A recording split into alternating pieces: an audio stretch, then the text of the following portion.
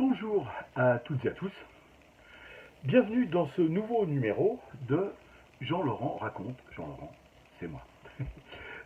Voilà, et suite à vos messages concernant la première petite vidéo que je vous ai envoyée il y a quelques jours maintenant, eh bien nous allons, j'ai choisi parmi les thèmes que vous m'avez suggérés, et donc ce soir, eh bien je vais vous parler de deux femmes extraordinaires qui s'appellent Louise Michel et Madeleine Pelletier.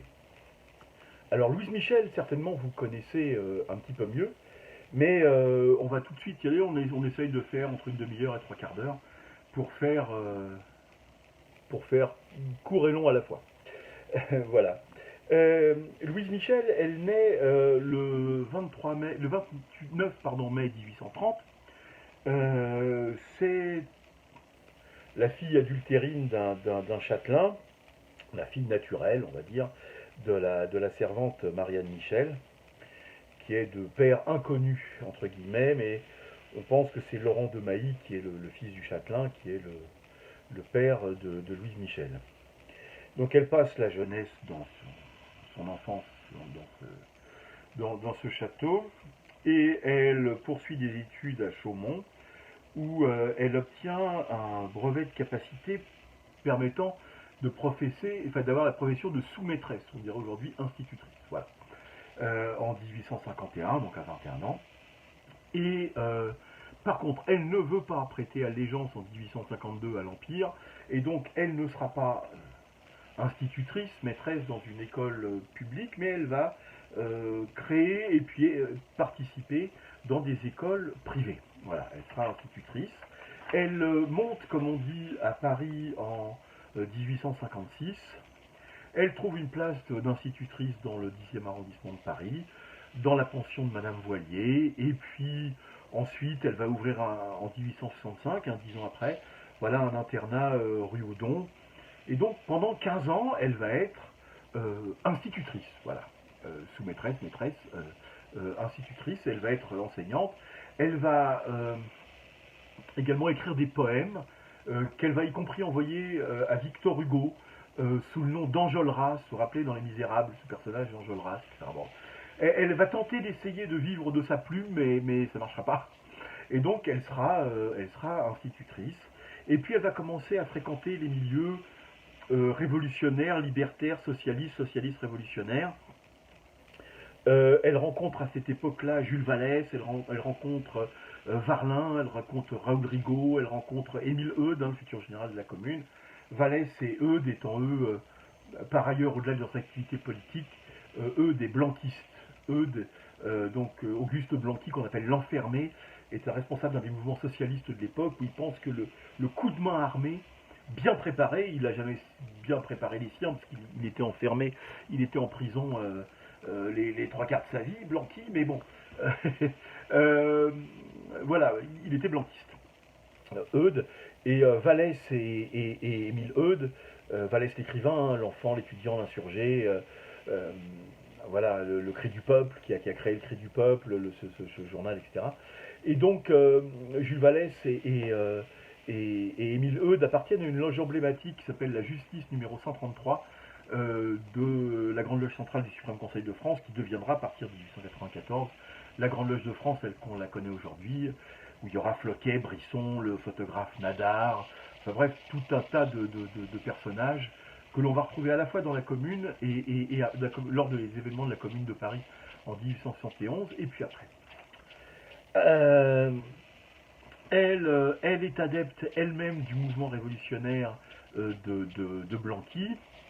Et d'ailleurs, pendant la guerre, parce que vous rappelez-vous, il y a l'Empire, le Second Empire, Napoléon III, 2 décembre 1851, jusqu'à la défaite de Sedan en 1870. Et donc, quand il y a la déclaration de guerre de la France à la Prusse, ils arrêtent les socialistes révolutionnaires, notamment les blanquistes. Et donc, Louise Michel manifeste contre l'arrestation de Blanqui et d'Émile Eudes. Blanqui restera enfermé, mais Eudes parviendra à s'échapper et à participer à la Commune de Paris. Elle rencontre Clémenceau, qui est à l'époque maire de Montmartre, et puis elle participe avant la Commune, mais ça poursuivra pendant la Commune, au comité de vigilance des citoyennes du 18e arrondissement de Paris. Et elle fait, voilà, elle continue ses activités militantes et très fortement militantes. Et arrive la Commune de Paris. Euh, et vous savez que les Parisiens vont se déclarer en commune libre et se séparer du pouvoir républicain légitime qui est à Versailles avec Thiers. Et le 28 mars 1871 sera proclamée à l'hôtel de ville la commune, la commune de Paris. Celui qui la proclame, c'est Gabriel Ranvier, qui est le commandant de la garde nationale et qui a été, lui, initié en 1863 dans une loge qui s'appelle l'Alliance fraternelle, toujours de la Grande Loge centrale du Suprême Conseil de France, le rite écossais ancien accepté. Pendant la commune, elle va se battre, elle va être ambulancière, mais elle va être aussi combattante. Elle anime le club de la Révolution à l'église Saint-Bernard de la Chapelle. Là, elle rencontre Clémenceau, hein, qui est le maire à l'époque. Et elle participe à ce qu'on appelle l'affaire des canons de la garde nationale à Montmartre, c'est-à-dire quand les insurgés vont se saisir des canons de la garde nationale à Montmartre. Elle participe sur les barricades à Clignancourt, et puis elle participe au combat sur les barricades à Clamart, à Issy-les-Moulineaux et à Neuilly, près de Levallois, où il y a les dernières barricades. Et puis elle s'est liée d'amitié, et plus que d'amitié, puisque ça sera le grand amour de sa vie, qui s'appelle Théophile Ferré. Théophile Ferré participe activement aux actions de la commune. Il sera même un de ceux qui vont commander l'exécution d'un certain nombre d'otages, dont Monseigneur Darbois, hein, c'est ce qui sera reproché lors de son arrestation. Alors, Louise Michel tente de s'enfuir, elle se cache, après ce qu'on appelle la semaine sanglante, c'est-à-dire du 21 au 28 mai 1871. Hein. Théophile Ferré fait partie de la dernière barricade avec... il y a Rossel, je crois, et puis il y a la tourneserie Clément, je crois. Voilà, la dernière barricade qui cède. Ils utilisent la même chose pour arrêter Louise Michel que Théophile Ferré, c'est-à-dire qu'ils arrêtent leur mère. Voilà. Et donc la mère de Louise Michel est arrêtée. Apprenant ça, Louise Michel se rend. La mère de Théophile Ferré est arrêtée. Lui, il ne le sait pas. Elle est questionnée. En fait, la pauvre devient folle devant les questions, à savoir si elle doit livrer son fils ou sa fille qui est malade, parce que sa fille était très malade. Et donc si sa fille est emportée, elle va mourir, etc. Donc la pauvre Marie Rivière Ferré devient folle et elle mourra le 13 juillet, donc quelques temps après, à l'asile Sainte-Anne à Paris. Voilà. Théophile Ferré comme Louise Michel sont donc arrêtés, puisque leur mère avait été arrêtée. Théophile Ferré est condamné à mort. Il est condamné à mort le 2 septembre 1871 à 25 ans et il sera exécuté le 28 novembre 1871 avec Louis Rossel, un des seuls rares militaires de la commune, qui lui avait 27 ans, et avec le sergent Pierre Bourgeois, qui avait 23 ans. Apprenant la disparition de Théophile Ferré, hein, qui était, je vous dis, le grand amour de sa vie, elle dit au tribunal: ce que je réclame de vous, c'est le poteau de Satori où déjà sont tombés nos frères, puisqu'elle a assisté à l'exécution de Théophile Ferré. Il faut me retrancher de la société. On vous dit de le faire, eh bien, on a raison. Puisqu'il semble que tout cœur qui bat pour la liberté n'a droit aujourd'hui qu'à un peu de plomb, j'en réclame ma part, moi. Voilà, elle veut être fusillée comme Ferré et rejoindre Ferré dans la mort, ce qui ne sera pas le cas. Elle sera condamnée aux travaux forcés à perpétuité et condamnée à la déportation à vie. Et quelques temps après, elle va... enfin, quelques temps, je crois que c'est en août 1873, elle est déportée en Nouvelle-Calédonie, où là, elle prendra fait et cause pour les Kanaks. Sera institutrice des Kanaks là-bas, alors que beaucoup d'anciens communards ont été utilisés pour combattre les révoltes Kanaks. Eh bien, Louise Michel, elle, non, elle soutiendra les Kanaks. Et elle reviendra en France en 1880, une fois que la loi sur l'amnistie des communards est votée. Donc,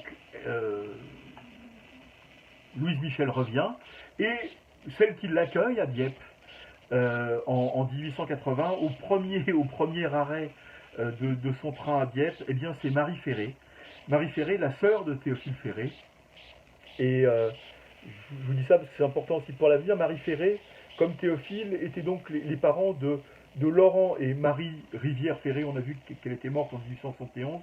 Lui sera vivant encore pendant longtemps après. Laurent Ferré, il est cocher à Levallois-Perret, enfin à Levallois. Et donc il a un fils Théophile qui est mort, hein, qui était né en 1846. Il a une fille, Marie, qui attend Louise Michel au train à Dieppe, qui était née en 1844. Et Hippolyte, son troisième fils, né en 1848, qui lui est tapissier à Levallois. Marie Ferré, qui est de santé fragile, souvent malade, etc., va malheureusement mourir 2 ans après, en 1882. Et il faut savoir que l'année d'avant, 1881, ils ont regroupé dans la même tombe Théophile Ferré et Marie Rivière, hein, Marie Rivière Ferré, la mère de Théophile Ferré. Donc il y a un caveau où il y a, pardon, où il y a Théophile Ferré et sa mère. Donc Marie Ferré, quand elle meurt en 1882, est enterrée dans ce caveau à Levallois-Perret. Et quand en janvier 1885 meurt Marianne Michel, qui est la mère de Louise Michel, elle meurt alors que Louise Michel est en prison, parce que je vous dis, elle a continué à être combattante, et donc elle a continué à faire des conférences, et à faire des manifestations, et à soutenir des grévistes, et à soutenir, etc. Donc il se trouve qu'elle est en prison lorsque sa mère meurt en 1885, et Marianne Michel est enterrée dans le caveau où il y a Théophile Ferré, où il y a Marie Ferré, et où il y a la mère de Théophile Ferré.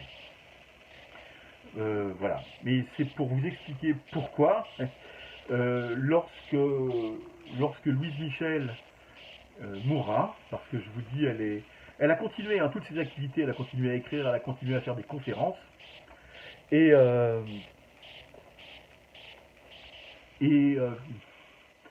elle a continué à une vie très active, très militante, et elle se tourne de plus en plus vers l'anarchie plutôt que vers le socialisme révolutionnaire. Elle dit notamment plus de drapeaux rouges mouillés du sang de nos soldats, j'arborerai le drapeau noir portant le deuil de nos morts et de nos illusions. Voilà ce que dit Michel peu de temps avant sa mort. Elle se prononce en 1887 contre la peine de mort, etc. Elle continue ses activités militantes. Et elle a, dans les dernières années de sa vie, elle dit ma compagne de 15 ans, et pourquoi pas, en tous les cas, de 1895 à 1905, elle aura une compagne qui l'accompagnera dans les 10 dernières années de sa vie, 10 ou 15, on ne sait pas. Elle s'appelle Charlotte Vauvel. Et Charlotte Vauvel est née vers 1872, donc elle a 42 ans de moins que Louise Michel, hein, voilà. Elle est assez jeune, on dit que c'est une brune jolie, enfin une brune et même une très jolie, parce que vous voyez tout est marqué, parce que vous ne le voyez pas à l'écran, mais c'est un travail artisanal que j'ai fait d'aller rechercher tout un tas de trucs. Elle est fille, Charlotte Vauvel, elle est fille d'un typographe anarchiste vivant à Londres.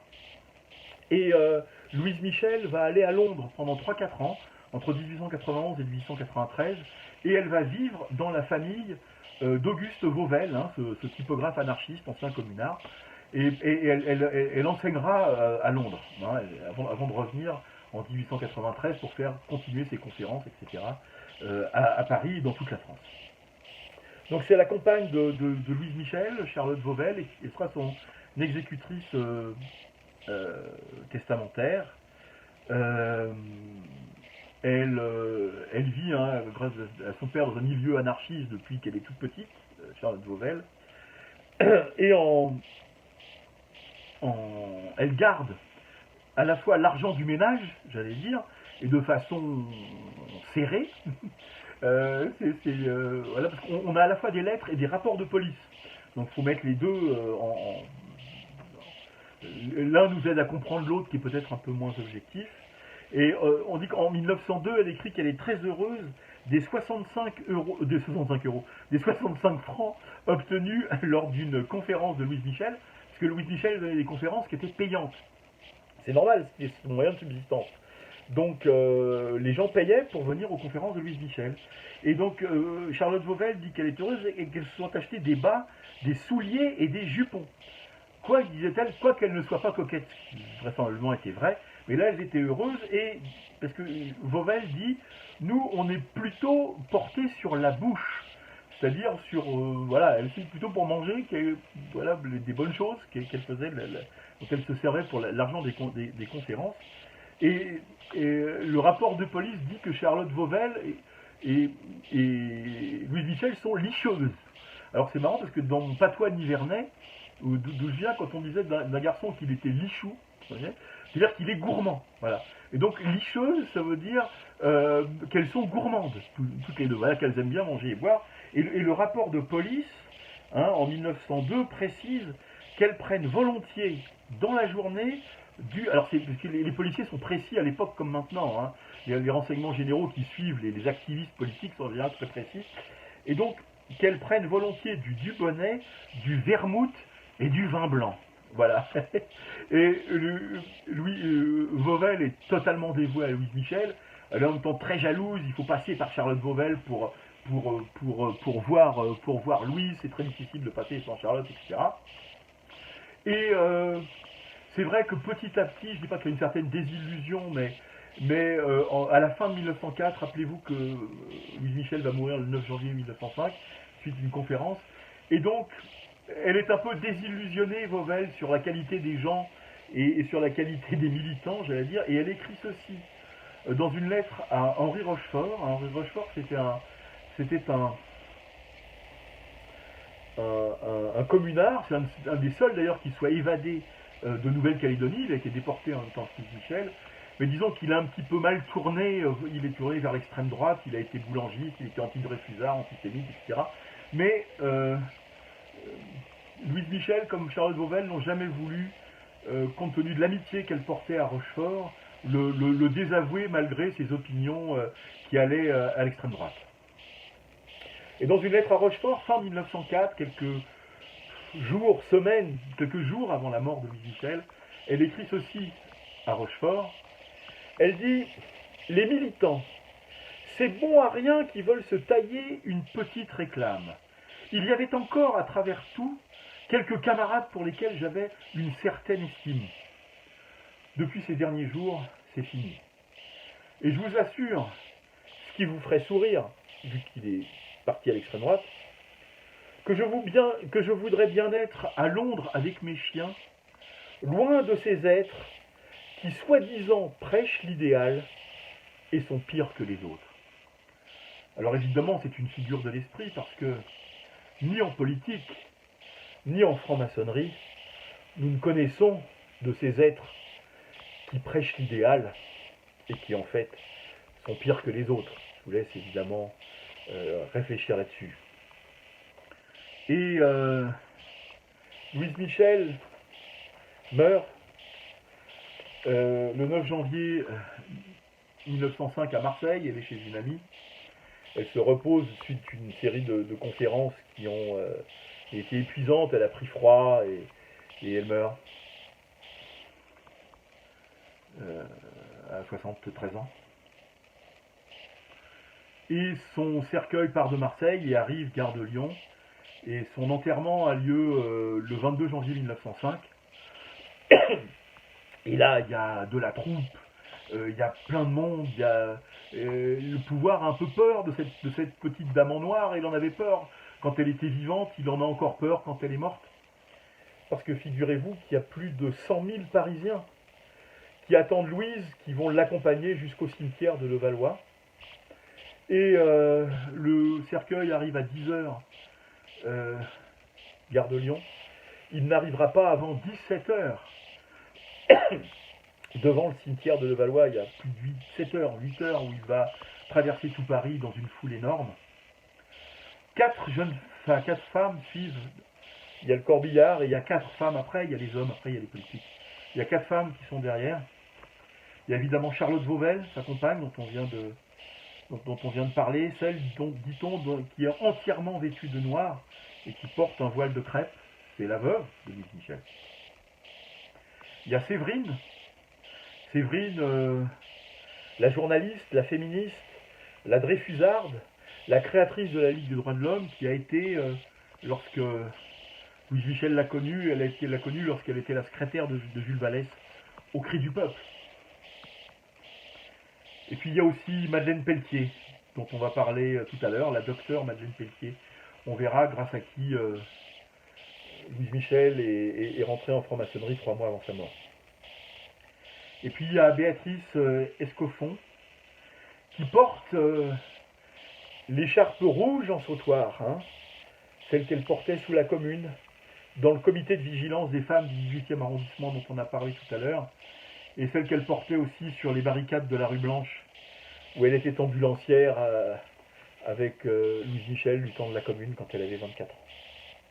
Et puis plus loin, il y a des hommes, politiques. Et puis, il y aura des conséquences à cet enterrement de Louise Michel. Parce que la révolution de 1905 russe, la révolution russe de 1905, pas bolchevique de 1917, celle de 1905 éclate le jour de la mort de Louise Michel. Et Louise Michel l'avait en quelque sorte prophétisé quelques jours avant sa mort. Elle écrit à Ernest Giraud. Elle écrit « Mais regardez là-bas en Russie. Voyez comme c'est beau. Vous verrez au pays de Gorky et de Kropotkin grandir la révolution qui balayera le tsar, tous ses grands-ducs et la bureaucratie slave, et qui bouleversera cette immense maison des morts, selon le titre d'un ouvrage de Dostoïevski. Et c'est devant le cercueil de Louise Michel qui passe que pour la première fois sont réunis, sont là ensemble, les différents responsables des partis socialistes. Le Parti socialiste français, le Parti socialiste de France, les possibilistes, le Parti socialiste ouvrier révolutionnaire qui a fusionné, qui a fait alliance avec Jaurès quelques mois avant. Et même les ministérialistes que Louise Michel n'aimait pas beaucoup, mais qui étaient là quand même. Voilà. Et tous ceux-là qui se retrouvent vont, 8 jours plus tard, tenir un meeting commun avec Jaurès et Briand pour le Parti socialiste français, avec Gued et Vaillant, Gued se fera représenter, mais ils sont là pour le Parti socialiste de France, avec le Parti socialiste ouvrier révolutionnaire, avec les ministériels, tous seront réunis 8 jours après. Et c'est là où ils prendront la décision de se retrouver du 23 au 25 avril pour ce qu'on appelle le congrès du Globe, qui est le congrès de l'unification des socialistes, et qui va créer la section française de l'internationale ouvrière, la SFIO, la deuxième internationale, puisque la première internationale avait été dissoute lors de la rivalité entre Marx et Bakounine, l'un créant la fédération anarchiste, et donc ça va s'aborder la première internationale en 1876, et en 1889 il y a la seconde internationale créée par Engels, et donc ça va être l'union des socialistes, le Parti socialiste français de Jaurès, d'Allemagne, des indépendants, des possibilistes, de Vaillant, de Briand et de Viviani, et puis le Parti socialiste de France, de Jules Guesde et d'Édouard Vaillant, qui fusionnent pour créer cette premier parti socialiste en 1905, Parti socialiste unifié. Et voilà, on le doit aussi très grandement à la fois à la révolution de 1905 sur Russie, mais surtout à Louise Michel et au fait qu'ils étaient là en janvier 1905 pour la première fois réunis et qu'ils ont suivi ensemble et qu'ils ont parlé ensemble à l'enterrement de Louise Michel. Je voulais dire pour conclure sur Louise, pour aller très vite, faut aller vite. que tous les 1er mai, au cimetière de Levallois-Perret, la Grande Loge féminine de France organise une cérémonie en hommage à Louise Michel, où on lit des textes, des poèmes, où on raconte la vie de Louise Michel, où les sœurs de la Grande Loge féminine de France racontent la vie de Louise Michel, lisent des textes, des poèmes, et où à la fin, elles chantent et on chante. Le temps des cerises de Jean-Baptiste Clément, et c'est vrai que de chanter ça au cimetière de Levallois-Perret, il faut savoir que Jean-Baptiste Clément était membre de la loge des Rénovateurs de Clichy, qui se trouve, j'allais dire à quelques dizaines, à quelques centaines de mètres à peine du cimetière de Levallois à Clichy, rue Castérès. Et c'est dans cette loge qu'était Jean-Baptiste Clément, mais c'est dans cette loge aussi qu'était Jean Alman du Parti Socialiste Révolutionnaire, dont on vient de parler, avec la fusion des deux partis socialistes pour faire le Parti Socialiste, la section française de l'Internationale ouvrière.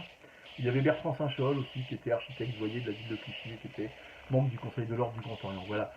Tout ça était toujours mêlé. Et il est vrai que aujourd'hui, la tombe de Théophile Ferré, donc où sont enterrés aussi la maman de Louise Michel, la sœur de Théophile, la maman de Théophile, et le monument de Louise Michel sont entretenus par la ville de Levallois depuis 2001, puisque c'est une décision du conseil municipal, présidée alors par Patrick Balkany, qui a décidé d'entretenir la tombe de Louise Michel et la tombe de Théophile Ferré et de ceux qui sont dedans. Voilà, je suis forcé de faire de la politique, pas de politique justement, mais de l'histoire. Et donc le fait est qu'il faut dire les choses telles qu'elles sont, et que Louise Michel repose non loin de Maurice Ravel, de Gustave Eiffel, qui est dans le même cimetière, un peu plus rigolo, de Léon Zitrone et de Madame Soleil. Bon, voilà. Et quand on rentre à droite dans le cimetière de Levallois, tout un tas de tombes des frères, notamment des rénovateurs et des travailleurs de Levallois, des deux loges du Grand Orient qui sont dans ce cimetière-là. Voilà pour Louise. Et pourquoi est-ce qu'elle est entrée en franc-maçonnerie? Elle est rentrée en franc-maçonnerie parce qu'elle a connu dans ses activités militantes une militante qui s'appelait Madeleine Pelletier, dont je vais parler tout de suite avant de parler de leur initiation. Alors Madeleine Pelletier, je voulais vous parler du livre du docteur Marie-Pascale Schuller, qui est une amie, et qui s'appelle Pionnière des soins et d'autres pionnières dans l'histoire des femmes. Voilà, alors c'est un peu à l'envers, mais tant pis, voilà. Et où quelques pages sont consacrées à Madeleine Pelletier, parce que Madeleine Pelletier, c'est une femme hors du commun, qui a été, elle aussi, elle est née de père inconnu, et puis elle n'a pas fait beaucoup d'études, et elle a décidé à 21 ans de reprendre ou de prendre des études de médecine. Je me perds un peu dans mes fiches concernant Madeleine Pelletier, mais je la retrouve. Elle est née en 1874, parce que je vous dis, tout est artisanal, hein, voilà. On fait avec les moyens du bord. Elle est née en 1874. Elle prépare seule son baccalauréat de philosophie, qu'elle réussit avec la mention très bien à 23 ans. Hein, et elle veut après en 1902 concourir à l'internat dans le service psychiatrique hospitalier, mais elle ne peut pas, parce qu'il faut jouir de ses droits civils et politiques, et elle est une femme, donc les femmes n'ont pas le droit de vote en 1902, mais elle réussit néanmoins à être la première femme interne des asiles psychiatriques, parce qu'elle se bagarre de la CERN, et elle termine ses études médicales, et elle est médecin. Et elle ouvre un cabinet médical 80-82 rue de Gergovie, dans un quartier pauvre de Paris, où elle a peu de clientèle, parce que malheureusement, on fait peu confiance à un médecin femme à l'époque, et oui, c'est comme ça. Et elle sera aussi médecin fonctionnaire des PTT. Voilà. Toute sa vie, elle sera féministe, mais elle sera beaucoup rejetée par ses camarades de lutte, parce qu'elle est un peu extraordinaire, Madeleine Pelletier. Comme George Sand, elle s'habille en homme, porte des cheveux courts, hein, elle a son complet veston, elle fume la pipe ou le cigare, elle a le chapeau blond, et elle s'habille, elle donne un geste politique. Elle dit, si je m'habille comme je le fais, c'est parce que c'est commode, déjà, mais c'est surtout parce que je suis féministe. Et mon costume dit à l'homme, je suis ton égal. Voilà ce que pense Madeleine Pelletier. C'est pour ça qu'elle s'habille en homme. Et elle dit en plus, une petite phrase marrante, elle dit je montrerai les miens de seins, parce qu'on lui reproche de ne pas mettre de robes qui font voir ses attributs féminins. Je montrerai les miens de seins dès que les hommes commenceront à s'habiller avec une sorte de pantalon qui montre leurs attributs masculins. Pour le dire, pour le dire comme ça. Elle refuse, elle, toute forme de sexualité. Elle valorise le célibat parce qu'elle pense que la chasteté est pour elle une manière d'échapper à la sexualité qui toujours pour elle est un lieu où s'exprime la domination masculine. Donc elle ne veut pas être dominée par les hommes, y compris sur le plan sexuel, donc elle ne veut pas de sexualité, elle veut rester chaste, elle veut rester vierge, et voilà, c'est son choix de vie. Elle est une militante socialiste convaincue et acharnée. Elle est très impressionnée par les féministes anglaises, elle est suffragette, elle est féministe, elle est au Parti socialiste à partir de 1905, et elle est attirée, elle dit, par le Grand Orient de France, qui est la fraction la plus intéressante de la maçonnerie, mais le Grand Orient de France ne reçoit ni initie les femmes en 1902. Et quoique, à l'époque, si je me souviens bien, justement en 1902, lors d'un convent du Grand Orient, il y avait quand même eu 120 loges sur 300 qui avaient voté pour l'initiation des femmes. Donc c'était déjà une question qui se posait au Grand Orient, comme au rite écossais d'ailleurs, dans toutes les obédiences, la question des femmes se posait. Elle est militante socialiste. Malheureusement, elle va avoir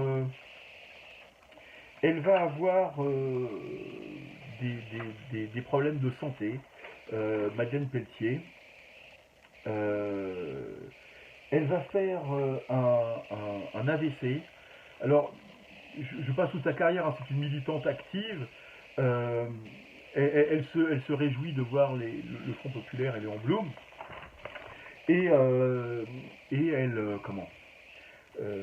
est une militante très active. J'allais dire, là comme ailleurs, qui use un peu les patiences, parce qu'elle est intransigeante, Madeleine Pelletier. Voilà, donc elle clash avec ses sections socialistes, avec les féministes, comme elle clashera avec sa loge maçonnique plus tard. Parce qu'elle est entière intransigeante et qu'elle n'aime pas la demi-mesure, Madeleine Pelletier. En 1937, elle est victime d'un AVC. En 1939, la droite revient au pouvoir. Et elle est dénoncée, évidemment, par une amie ou un ami qui lui veut du bien. Et évidemment, le juge constate qu'elle ne peut pas avoir fait d'avortement dans l'état où elle est, mais elle est considérée comme un danger pour elle-même et pour autrui et pour l'ordre public. Et elle est quand même internée à Sainte-Anne, là où elle avait été étudiante 37 ans avant. Et elle mourra à Sainte-Anne de désespoir de la guerre, mais de désespoir aussi de voir ce qui est devenu sa vie, où elle est impotente après son AVC, où elle est traitée comme une folle, comme un danger public, tout simplement parce que oui, elle pensait qu'il fallait faire des avortements, etc. Voilà pour Madeleine Pelletier et Louise Michel. Alors qu'est-ce qui les réunit? Eh bien, ce qui réunit ces deux femmes, c'est la franc-maçonnerie. Et Madeleine Pelletier, qui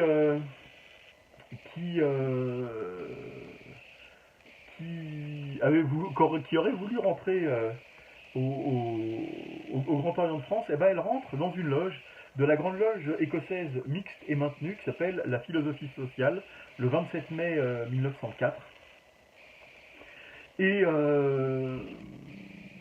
alors, la grande loge symbolique écossaise mixte et maintenue, ben, c'est une obédience qui n'existe plus aujourd'hui, mais qui aura une existence intéressante. Déjà parce qu'en 1880 se crée la Grande Loge symbolique écossaise, qui est une scission de 12 loges de la Grande Loge centrale du Suprême Conseil de France, qui ne veulent plus ni de grand architecte, ni de Dieu, ni de rien du tout. Ils veulent un symbolisme réduit aux acquets, j'allais dire, enfin, au strict minimum. Et donc, ils veulent une maçonnerie qui soit bien séparée, les trois premiers degrés. Cette grande loge symbolique écossaise va durer grosso modo jusqu'en 1896, puisqu'en 1894, le Suprême Conseil de France donne la liberté, entre guillemets, à ces loges symboliques et donc crée la Grande Loge de France, et la quasi-totalité des loges de la Grande Loge de France, de la Grande Loge symbolique écossaise, se réunissent à la Grande Loge de France en 1896. Il ne reste plus que 3 ateliers qui vont continuer une grande loge symbolique écossaise mixte et maintenue. Alors en 1880, pour une citation, vous savez, la fameuse un maçon libre dans la loge libre, ben, c'est Goumin-Cornille, Paul Goumin-Cornille, qui est le premier grand maître de la Grande Loge symbolique écossaise, qui est membre de la Justice 133, qui va prononcer cette phrase. Donc elle est initiée Madeleine Pelletier, et elle va convaincre Louise Michel de se faire initier également dans cette loge